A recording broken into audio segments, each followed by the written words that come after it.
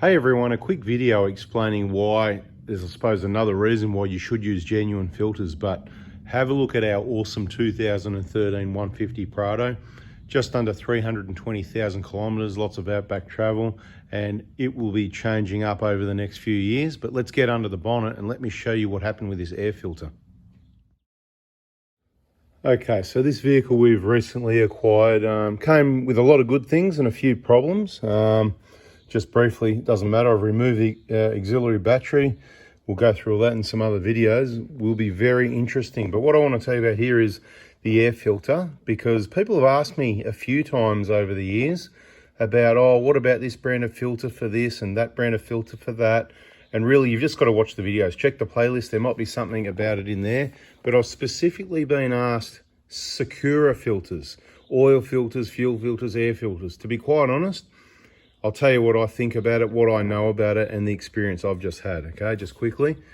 To me, it sounds like a cheap brand made wherever and whatever, okay? So I've never touched them, I've never used them, I've never purchased one. If somebody brought one here to be installed on the vehicle, then I'd probably say, really, do we have to? And that's got a genuine black filter down there, so that'll be a genuine. But look, this vehicle came with a couple of spare air filters and stuff like that. And one of them was a SAKURA air filter. SAKURA, whatever, right? Now, I've read online before, someone said, hey, you know, they're really good brand. They make those for blah, blah, blah and other brands, right? So I go, okay, well, really? Maybe there's a quality product that's in a cheap packaging with a cheap name that looks really cheap. So it could, because they certainly look really cheap. They look average to me. The packaging, the whole thing, it just looks cheap, and it is cheap. It's El Cheapo stuff, right? So how could something be, just does it add up already? No, anyway. And somebody says, oh, you know, they're, so I go, okay, you know, credit where credit's due. Maybe, it could be. I don't know anything about them. So anyway, first experience with the SAKURA filter, other than taking them off, throwing them in the bin, putting better brands and genuine stuff on, like this fuel filter over here. Let's have a look, see? That's got one of our fuel filters on it, okay? It's a Nitto. Okay, made in Japan. So that's a cheaper option than the genuine Toyota. But anyway, back to the air filter. So I've got this brand new, so I've got a vehicle here that the air filter was caked full of dust, right? You know, I could see through the hole. Took it out, it was just really dirty. So I took it out, blew out the box, you know, blocked the intake obviously, gave inside the box a fair wipe. Had a genuine filter in there. There was a bit of dust on this side of the box. That's what we normally see with paper filters. We don't see that with the K&Ns. Even though there's so many people that go, oh, you know, oh, you can't do that. No, good luck with the engine and blah, blah, blah. Well, I hear what you're saying, but why is it all the ones with K&Ns, they're the cleanest on this clean side of the filter than all the cars we've ever seen with paper filters? It's just, you know, that's what I'll go by, what I see in front of me. So anyway, as much as I'm still nervous about doing it, that's what I believe, okay? Now, I could be wrong, but, you know, the Hilux, it's got the K&N. The 120, it's got the K&N. People I know have got the K&N. Everyone's engine's still going okay, right? Back to this one. So I got this dirty genuine, so it comes out, goes in the bin. I clean all the perimeter. It's had grease on it because it's an off-road. You can see all the, I've done a bit of cleaning, but, you know, there's more cleaning to be done. You can see, you know, around the battery or whatever. So, you know, you can see the dust and that. It's been used extensively over the last 120,000 Ks in outback roads in Australia, dirt roads, all that sort of thing. So I'm like, clean it all up. No worries, got it all out, clean it up, clean the MAF sensor again, of course. And then I go, well, this is going to be used on road at the moment. I've got enough four-wheel drives, okay? This one's going to be more for other purposes, and it'll eventually get built up into an off-road. It'll replace the 150. Remember what I said, last of the best? That's what this is, okay? And it's a lot cheaper than a new car and a 1GD that we know have got a lot of problems, okay? Really, to be quite honest. DPF problems, timing chain problems, camshafts losing their hardening at 200,000 odd kilometers. You know what? It just sounds put in the too risky basket for me, and it's a bit gutless. You know, it's really good on the highway. It's got the tuned torque, so it's really good, but the under the pedal takeoff round town driving, I don't like it. This is a lot more responsive, so we can't get another one of these shaped Prados. So, you know, our new car that we're going to turn over every 3, 4, 5 years, because of all the mods, we keep it that long, otherwise it'd be every 2 years, is going to turn out to be a totally different vehicle. And this will be the touring vehicle, okay? So in a couple of years' time, when we're selling that 150, that 1GD, 2021 or 2 or whatever it is, what was it, 2022, January, we got that. So it's coming up to, what is it, 20, what year? 20, it's coming up to 2 years old anyway. You're just hanging out, aren't you? Sorry, I've got to put all this waffle in you because people want to know the information, what we're doing. So what's this car? Where did that one come from? What's happening to that? So people need to know the plan. So I'm giving you the plan. But as I said, it's going to be used, as far as I know, on road. So I went, well, here's a SAKURA filter. What am I going to do with it? I'm not going to throw it in the bin. I'm not going to put it in someone else's car because they might go off-road. So I thought, you know what? Let's get some use. So what do? I've opened up the box, like I said, cleaned it all out. We're starting from scratch here. I'll get the air filter, and I'll try and put it in the bottom part of the box here. And the corners are really square, and it's hard to fit in. But I get it in there, no problem. Got it in, no worries. Nice tight, really, these are rounded corners in these boxes, and this SAKURA thing is really square. Purchase off eBay or something as a kit, you know, Prado kit with fuel filters, oil filters, air filters, cabin filters and all that. I'd probably be happy to use their cabin filters, right? They're probably really good because they're probably $10 each. That's about all they're worth or less. And yeah, they're probably fine. It's just a cabin filter, right?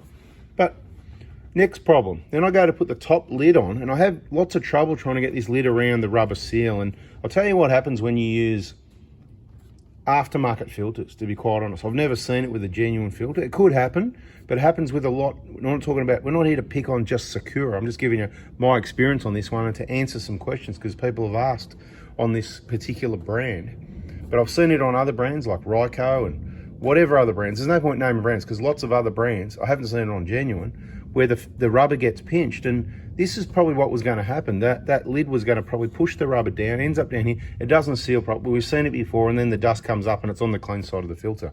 So I went, whoa, hang on a minute, this is not good. So I backed it off and I pulled it out and I went, I've got to do a video on this. Anyway, I went, I haven't got time anyway. So I sorted it out and I put it back together and drove the car and parked the car and did what I had to do.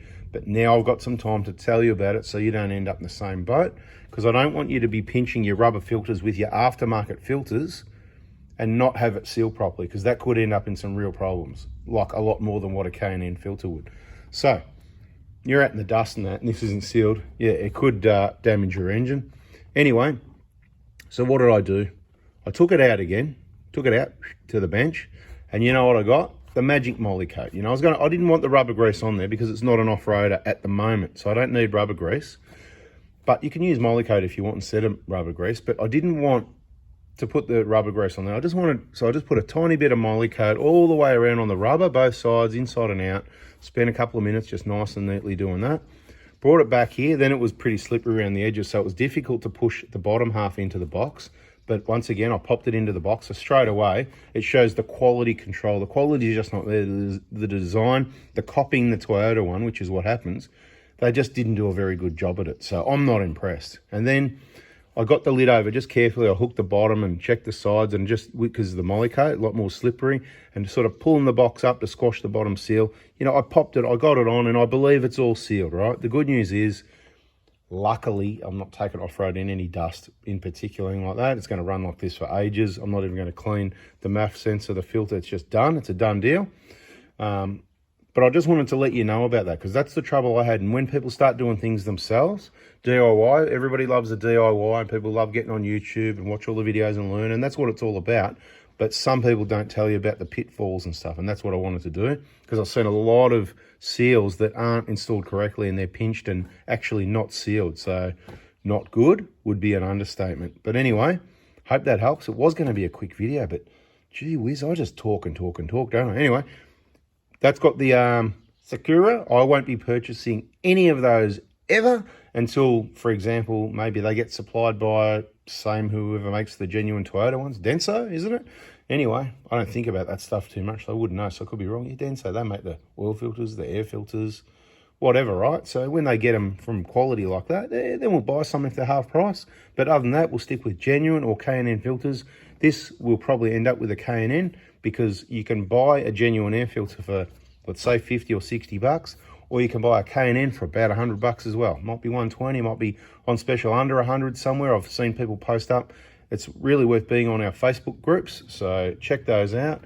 I'll get that page through and show you for the new people that haven't seen that. But I hope you found this interesting. Hit the like button. Let me just get that page and show you the groups and that, because this is where you pick up a lot of information, a lot of specials. Every now and then we've got some freebies, we've got some discounts, we've got ongoing discounts, and you're just going to miss out. The phone doesn't ring, it's a text message service, but those people, they didn't bloody watch the video to the end anyway. There's lots of things going wrong. People contact me at the wrong time. If you're a client, you should be in the VIP group. If you've got a problem, you should post in the VIP group anytime you like. And then you want to try and tag me 6 p.m. on a Monday, Tuesday, or Wednesday is probably the best time. People texting and ringing and stuff on weekends, not going to happen. I'm not going to look at it. You're just going to get a grumpy reply if you get anything. So good luck to you if you do that or have done that. You know what it's like. Bada bing. Let me get you those groups that you want to be in. Here we go. We've got one stuck on the wall, right? So you can have a read of all these lines very carefully. You might want to just rewind, pause, and have a look. Check out those groups. If you're in Australia, Oz Proto Crew, Oz Hilux Crew is your most important groups to be in if you've got Protos and Hiluxes. If you're more about the engines information, there's your engines. There's 4x4 diesel, 4x4 adventures, whatever you like. Bada bing, we're out of here. Catch you later. See ya.